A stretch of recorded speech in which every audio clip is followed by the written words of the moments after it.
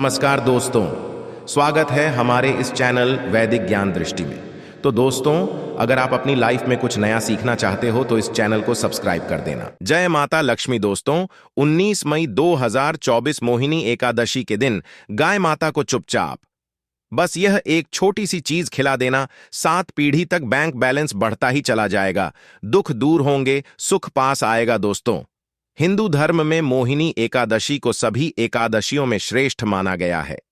मान्यता है कि इस दिन भगवान विष्णु ने मोहिनी का रूप धारण किया था। भगवान विष्णु जी के भक्त इस दिन एकादशी का व्रत रखकर उनके मोहिनी रूप की पूजा उपासना करते हैं। मान्यता के अनुसार मोहिनी एकादशी के व्रत के प्रभाव से सभी प्रकार के पाप और दोषों का नाश हो जाता है। मोहिनी एकादशी का व्रत वैशाख मास के शुक्ल पक्ष की एकादशी को रखा जाता है और इस बार यह एकादशी 19 मई दिन रविवार को पड़ रही है। मोहिनी एकादशी के व्रत के महत्व का वर्णन पुराणों में मिलता है। इस एकादशी का व्रत करने से व्यक्ति को जन्म जन्मांतर के पाप से मुक्ति मिलती है। यदि जाने अनजाने में कोई भी पाप किया गया हो तो इस व्रत के प्रभाव से उन पापों से भी छुटकारा मिल जाता है। इसी दिन भगवान लक्ष्मी नारायण का पूजन करने से निरोगी काया प्राप्त होती है, मानसिक तनाव से मुक्ति मिलती है, घर में सुख समृद्धि आती है और भगवान लक्ष्मी नारायण की कृपा से मनचाहा वरदान मिलता है। दोस्तों, इस बार यह मोहिनी एकादशी पर कई सारे अद्भुत शुभ संयोग एक साथ बन रहे हैं। इसलिए इस दिन गाय माता को अगर यह एक चीज चुपचाप बस खिला दें तो आने वाली 7 पीढ़ी तक गरीबी से छुटकारा मिल जाएगा, भगवान लक्ष्मी नारायण की कृपा प्राप्त होगी। दोस्तों, भगवान श्री विष्णु और माता लक्ष्मी जी की कृपा पाने के लिए एक आदर्श ही सबसे बड़ा व्रत माना जाता है। दोस्तों, हर एकादशी व्रत एक अलग और खास महत्व होता है। आज के वीडियो में हम बताएंगे गौ माता से संबंधित एक उपाय जिससे आपको मिल सकता है अच्छे यानी कि कभी ना समाप्त होने वाला धन प्राप्त करने का वरदान। अगर हिंदू धर्म की माने तो ऐसी मान्यता कि गाय की सेवा अगर निस्वार्थ भाव से की जाए तो घर में माता लक्ष्मी का वास हो जाता है। खासकर एकादशी के दिन अगर गौ सेवा किया जाए तो भगवान विष्णु जी अत्यंत प्रसन्न हो जाते हैं, माता लक्ष्मी की कृपा बरसती है। माता लक्ष्मी, यह जो भक्त आपके इस वीडियो को देखने आ रहे हैं, आपसे हाथ जोड़कर निवेदन है कि इनके जीवन में जो दुख दर्द है उन्हें खत्म कर दीजिए। यह भक्त बहुत ही दयालु है। दोस्तों, वैसे तो युगों से चला आ रहा है कि गाय को हम कुछ ना कुछ खिलाते जरूर है। गाय को सनातन धर्म में लक्ष्मी स्वरूप भी माना गया है। कहा गया कि गाय की सेवा करने से घर परिवार सुखी और संपन्न रहता है। जिस घर में गाय की सेवा निस्वार्थ भाव से होती है उस घर में लक्ष्मी की कृपा हमेशा बनी रहती है। जिस घर में गाय की सेवा नहीं होती, अचानक से किसी प्रकार के वहां पर विघ्न बाधाएं होते रहते हैं, तो आपको इस एकादशी पर यानी कि मोहिनी एकादशी पर गाय को यह एक चीज जरूर खिला दें। दोस्तों, बताना चाहेंगे कि आप यानी कि गाय माता को इस दिन जो सबसे पहले घर की जो भोजन बने वो तो जरूर खिलाना ही चाहिए, लेकिन इस दिन आप गरीब निर्धन को दान भी जरूर करें। जो आपके घर में कोई भी मांगने आए, साधु संत कोई भी आपके द्वार पर आए तो एकादशी के दिन उसे खाली हाथ लौट आइए। दोस्तों, गाय के अंदर सभी देवी देवताओं का निवास माना जाता है। आप जब सुबह की जो यानी कि कोई भी चीज आपके घर में बने, सबसे पहले तो गाय के लिए पहला भाग निकाल देना चाहिए। दोस्तों, एकादशी के पावन पर्व पर अगर आप गाय माता को यह चीज खिला देते हैं तो भगवान विष्णु और माता लक्ष्मी की अत्यंत कृपा प्राप्त होगी। सबसे पहले तो आप सूर्योदय से पहले उठकर नहा धोकर स्वच्छ वस्त्र धारण करके फिर भगवान विष्णु और माता लक्ष्मी की पूजा करें। पूजा करने के बाद फिर आप यानी कि यथासंभव दान करें और व्रत का पालन भी कर सकते हैं। फिर आप भगवान विष्णु जी को आप इस दिन पूजा करें, ओम नमो भगवते वासुदेवाय मंत्र का जाप करें और ओम महालक्ष्मी नमो नमः इस मंत्र का जाप जरूर करें। दोस्तों, बता दें कि आप एकादशी के दिन गाय माता को घर की बनी सबसे पहले रोटी जरूर खिला दें।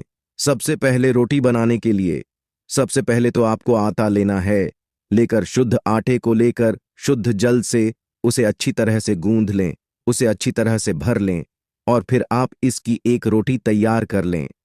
और एकादशी के दिन भगवान विष्णु को जो आपने भोग लगाया है बुद्धि का, और थोड़ी सी मिश्री थोड़ी सी हल्दी रख लें फिर आप इस रोटी में रख कर ले जाकर गौ माता को जरूर खिला दें।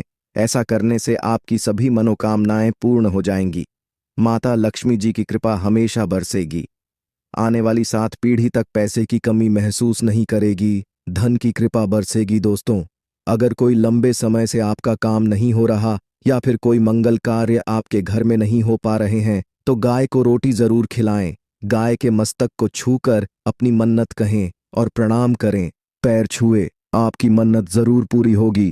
तो गाय को खिलाएं, यानी कि गाय को सबसे पहले रोटी घर में बनाकर एक दिन जरूर खिलाएं। और साथ ही साथ दोस्तों, गाय को इस दिन क्या न खिलाएं, बिल्कुल ध्यान रखिए। गाय को इस दिन बासी रोटी वगैरह बिल्कुल न खिलाएं, जो आपके घर में अक्सर लोग बनाकर रख देते हैं और फिर आप दूसरे दिन सुबह खिला देते हैं। तो एकादशी के दिन गाय को बासी रोटी बिल्कुल न खिलाएं। गाय माता को ताज़ा रोटी बनाकर ही खिलाएं।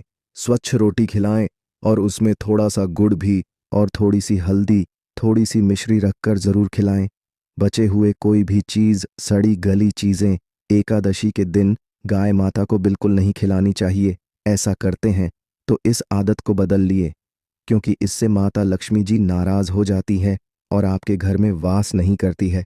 अगर आपने हरा चारा खिलाया है तो हरा चारा भी बिल्कुल साफ होना चाहिए। अक्सर पीपल के पत्ते भी खिलाते हैं, लेकिन दोस्तों, जो कोई कुछ भी खिलाइए ताज़ा खिलाइए। दोस्तों, गाय कोई अब शगुन नहीं होता।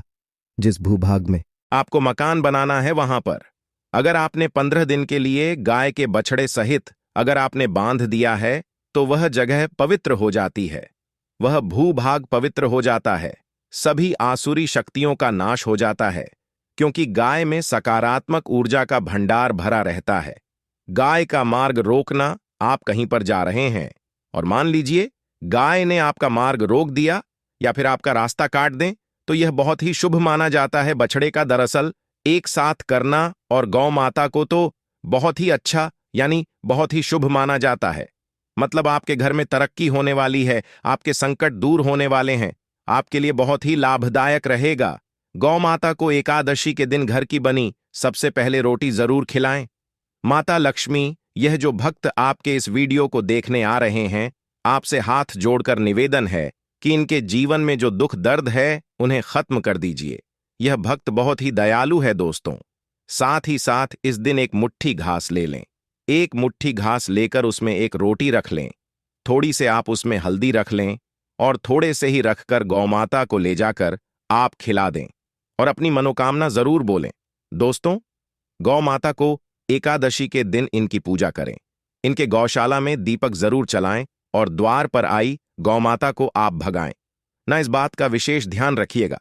अगर आप करोड़पति बनना चाहते हैं तो एकादशी के दिन गाय माता की पूजा जरूर करें। गाय माता में समस्त देवी देवताओं का वास माना जाता है।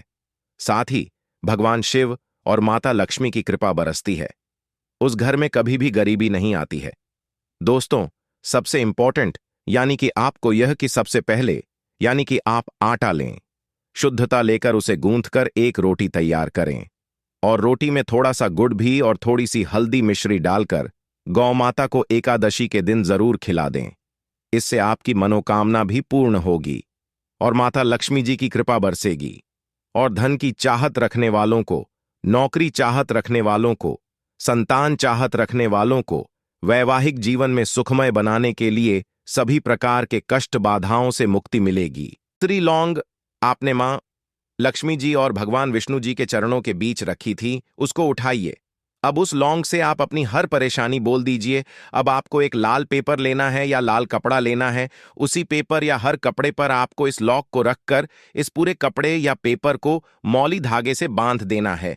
अब आपको बस यही करना है कि जिस कमरे में आप अपना ज्यादा बिताते हैं उस कमरे में अगले साल मतलब 2025 तक के लिए आपको इसी कपड़े या पेपर को रख देना है। बस इतना आपको करना है। अब इससे क्या होगा? इतना उपाय यदि आपने कर लिया तो मां लक्ष्मी जी के आशीर्वाद से आपके जीवन में आर्थिक समस्याएं तो समाप्त होंगी। यदि आपने कर्जा लिया था, कर्ज के बाजार में फंसते हुए चले जाते हैं, वह परेशानी हमेशा के लिए समाप्त हो जाएगी। ये सूर्यास्त के पश्चात करना है। सूर्यास्त के पश्चात कभी भी एक ही शनिवार को करने में आपको जल्द ही लाभ देखने को मिल जाएगा। यदि आपका से नजर आपको लगी आपको अंदर महसूस हो रहा है तो आपको क्या करना है? शनिवार के सूर्यास्त के पश्चात एक मुट्ठी जीरा लीजिए। एक मुट्ठी जीरा देने के पश्चात इसको अपने सर के ऊपर बाईं ओर से दाएं और बहुत ध्यान से सुनिएगा। दोस्तों, बाईं ओर से दाएं और इस जीरे को घुमाना है। आपको घर के सामने जो भी आपके सड़क पड़ती है, उस सड़क के दूसरी तरफ इस जीरे को शनिवार के सूर्यास्त के पश्चात फेंक देना है। इतना उपाय कर लीजिए, आपके ऊपर जो भी नजर लगी होगी यह जीरा उस नजर को सोख करके अपने साथ ले जाएगा और आपके ऊपर से नजर सदैव के लिए समाप्त हो जाएंगी। बस बात का ध्यान रखिएगा, यह उपाय सिर्फ शनिवार दिन किया जाता है। दोस्तों, एक बात का ध्यान रखिएगा, यदि किसी मानव का राहु केतु उसका साथ नहीं देगा, वह मानव कितनी ही मेहनत कर लें, कितना ही भ्रम कर लें, वह कभी भी आगे नहीं जा सकता है। और राहु केतु जिस मानव का साथ देता है, वह मानव यदि निर्णय भी उस गलत निर्णय से भी उसको फायदा पहुंचता है। और यदि आप चाहते हैं आपका राहु केतु आपका साथ दे, आप जो भी निर्णय ले उस निर्णय से आपको फायदा पहुंचे, तो आपको विष्णु जी की शरण में जाना होगा। एक बात का ध्यान रखिएगा दोस्तों, किसी भी मानव के राहु केतु का जो नियंत्रण होता है वह भगवान विष्णु जी